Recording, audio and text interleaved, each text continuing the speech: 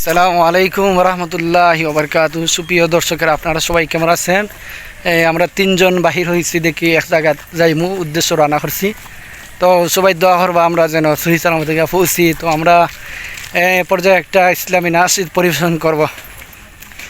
আমি দেখিনি তোমায় চোখের তারায়, তবুও তোমায় ভালোবেসেছি।